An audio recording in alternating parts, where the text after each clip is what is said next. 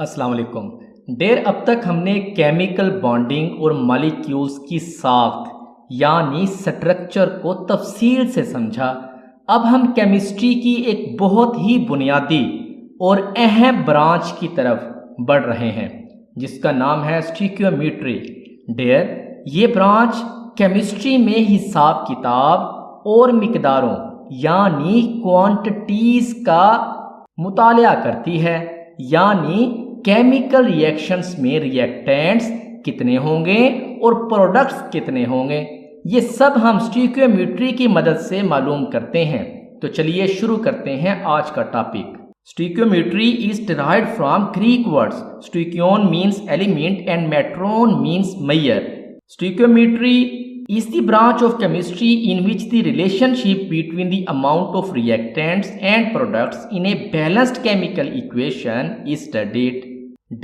स्टिक्योमेट्री Greek अल्फाज stoicheion और matron से लिया गया है। स्टिक्योन का मतलब है एलिमेंट और मेट्रोन का मतलब है measure।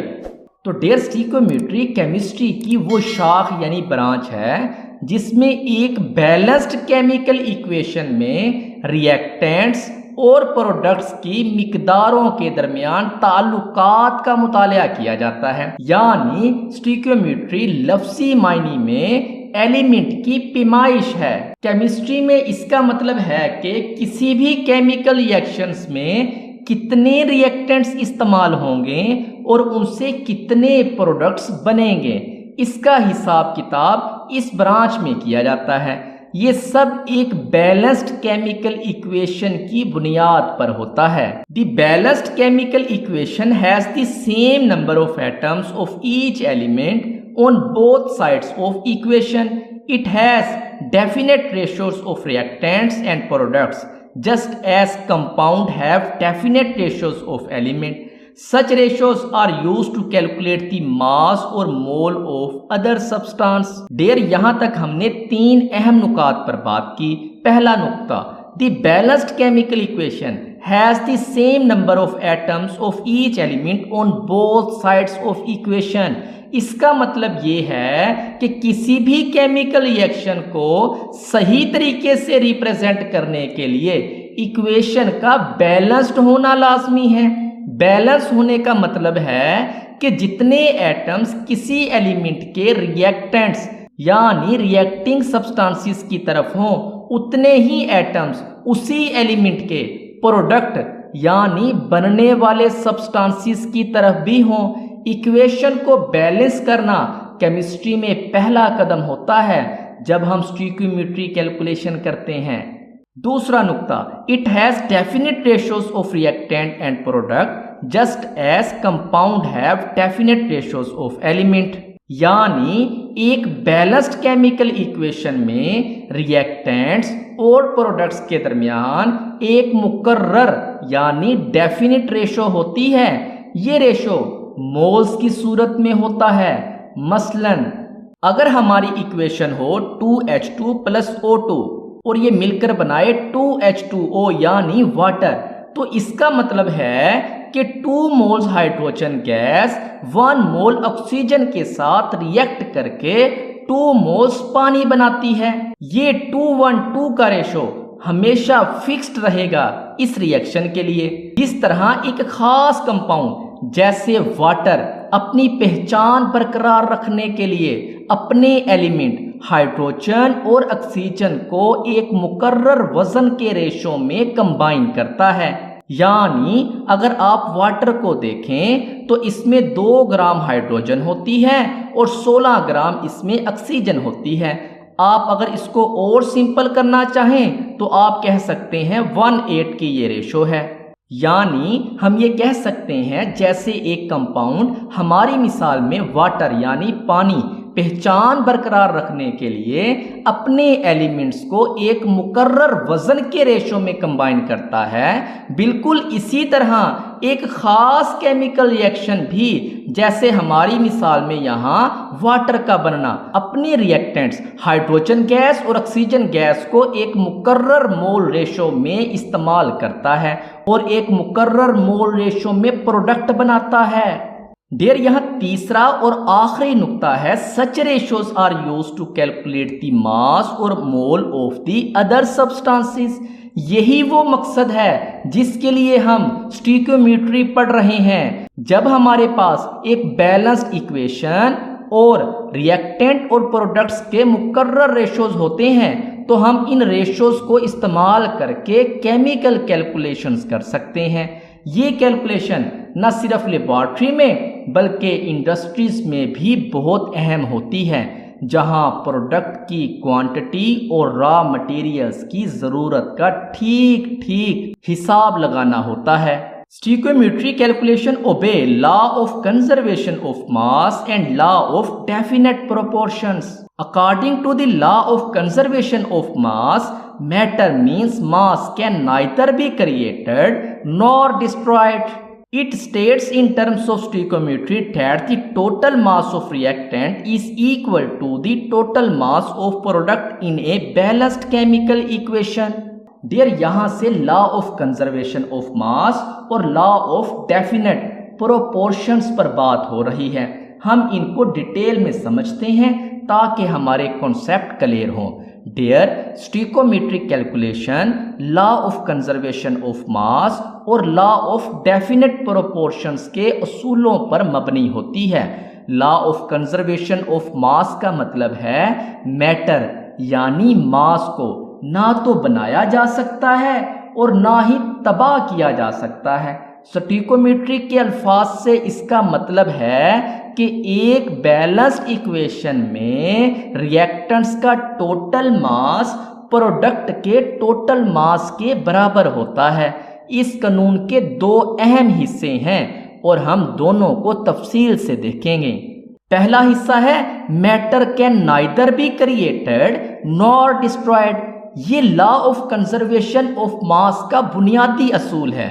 इसका मतलब ये है कि जब भी कोई केमिकल या फिजिकल तब्दीली होती है तो मादे यानी मैटर की टोटल मिकदार यानी मास हमेशा बराबर रहता है। यानी ना तो हम कोई नया मादा बनाते हैं और ना ही किसी मादे को बिल्कुल ख़त्म कर सकते हैं। ये सिर्फ अपनी शक्ल यानी फॉर्म बदलता है। मसलन अगर आप एक कागज़ जला देते हैं तो कागज़ ख़त्म नहीं होता बल्कि वो राख, धुआं और गैस की शक्ल में तब्दील हो जाता है। लेकिन इन सब का टोटल मास यानी राख, धुआं और गैस का टोटल मास असली कागज़ के मास के बराबर ही रहेगा। अब आते हैं इसके दूसरे हिस्से पर जो इस कानून को स्टोइकियोमेट्री के हवाले से वाज़े करता है। It states in terms of stoichiometry that the total mass of reactant is equal to the total mass of products in a balanced equation. ये कानून स्टोइकियोमेट्री में बहुत अहम है क्योंकि ये हमें बताता है कि केमिकल रिएक्शंस में जो कोई भी हिस्सा लेता है यानी रिएक्टेंट्स वो कुछ बनाता भी है यानी प्रोडक्ट बनाता है। इसकी बुनियाद सिर्फ एक शर्त पर है, इक्वेशन का बैलेंस्ड होना ज़रूरी है। चलिए एक सिंपल केमिकल रिएक्शंस की मिसाल लेते हैं जो हमने पहले भी यहाँ यूज़ की। ये हमारे पास एक इक्वेशन है जिसमें हाइड्रोजन ऑक्सीजन के साथ मिलके वाटर बनाता है। हमने इसको बैलेंस किया कि 2 मोल हाइड्रोजन 1 मोल ऑक्सीजन के साथ मिलके 2 मोल वाटर बनाते हैं। अब लॉ ऑफ कंजर्वेशन ऑफ मास के मुताबिक 2 मोल हाइड्रोजन मतलब 4 gram hydrogen, 1 mole of oxygen मतलब 32 ग्राम ऑफ ऑक्सीजन। जब ये दोनों आपस में मिलते हैं 4 ग्राम हाइड्रोजन और 32 ग्राम ऑफ ऑक्सीजन तो ये 2 मोल ऑफ वाटर बनाते हैं जिसका मास होता है 36 ग्राम। क्योंकि 1 मोल का मास होता है 18 ग्राम, यहाँ 2 मोल है तो मास हो जाएगा 36 ग्राम।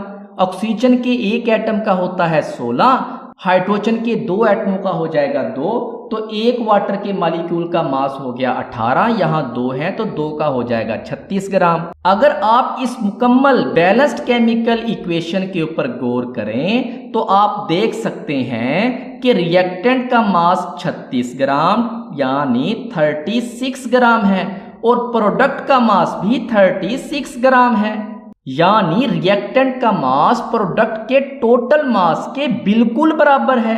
यही लॉ ऑफ कंजर्वेशन ऑफ मास है स्टोइकियोमेट्री के अंदर।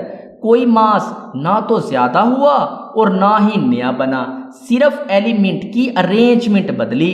ये कानून केमिस्ट्री को केमिकल रिएक्शन में मिकदारों का ठीक ठीक हिसाब लगाने में मदद देता है, जो फार्मास्यूटिकल इंडस्ट्री, मैन्युफैक्चरिंग और रिसर्च में बहुत जरूरी है। डियर, अब हम बात करते हैं लॉ ऑफ डेफिनेट प्रोपोर्शंस की। According to the law of definite proportions, a pure compound always contain the same element combined in the same ratio by mass. Law of definite proportions बताता है कि कोई भी प्योर कंपाउंड, मसलन पानी, हमेशा एक ही खास रेशो में एलिमेंट से मिलकर बनता है, चाहे वो कहीं से भी हासिल किया गया हो। डियर, ये कानून सिर्फ प्योर कंपाउंड पर लागू होता है। प्योर कंपाउंड से मुराद वो केमिकल सब्सटेंस हैं जो सिर्फ एक ही किस्म के मॉलिक्यूल्स पर मुश्तमिल हो।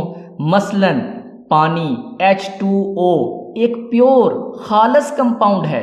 कार्बन डाइऑक्साइड CO2 भी एक खालस कंपाउंड है। दूसरी बात, ये कानून कहता है कि एक pure compound always contain the same element. जैसे आप यहां देख सकते हैं, always contain the same element. इसका क्या मतलब हुआ?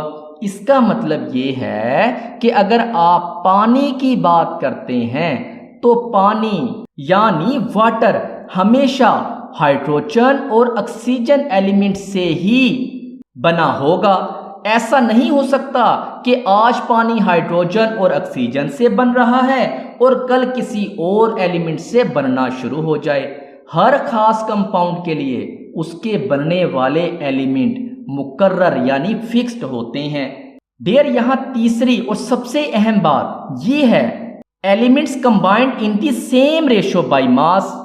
इसका मतलब ये है कि इन एलिमेंट्स के वजन यानी मास का तनासब यानी रेशो हमेशा एक ही रहेगा, चाहे आप ये कंपाउंड दुनिया के किसी भी कोने से हासिल करें। यानी अगर आप वाटर लेते हैं तो वाटर आप जहां से भी हासिल करें, अगर वो खालस है तो इसमें मास का रेशो हमेशा एक ही रहेगा, चाहे आप इसको किसी भी तरीके से तैयार करें। चलिए एक मिसाल से इसको समझते हैं। हम वाटर को ही ले लेते हैं। वाटर की मिसाल में हम जानते हैं कि हाइड्रोजन का एटॉमिक मास तकरीबन 1 एटॉमिक मास यूनिट होता है और ऑक्सीजन का तकरीबन 16 एटॉमिक मास यूनिट होता है।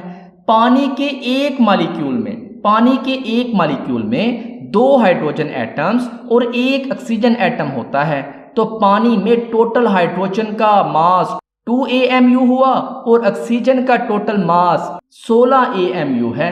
इस तरह पानी में हाइड्रोजन और ऑक्सीजन का वजन के लिहाज से रेशो हमेशा कितनी होगी? 2:16, जिसे हम सिंप्लीफाई करके 1:8 भी लिख सकते हैं। डियर, अब इस कानून की अहमियत समझिए।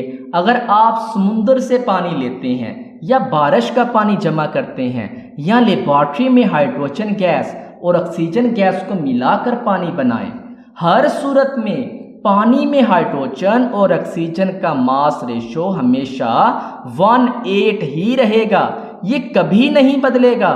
अगर आपको कभी कहीं कोई ऐसा पानी मिलता है जिसमें हाइड्रोजन और ऑक्सीजन का रेशो 1:8 नहीं होता, तो ये या तो पानी प्योर नहीं है, यानी उसमें कोई और चीज मिली हुई है, या फिर वो पानी ही नहीं है।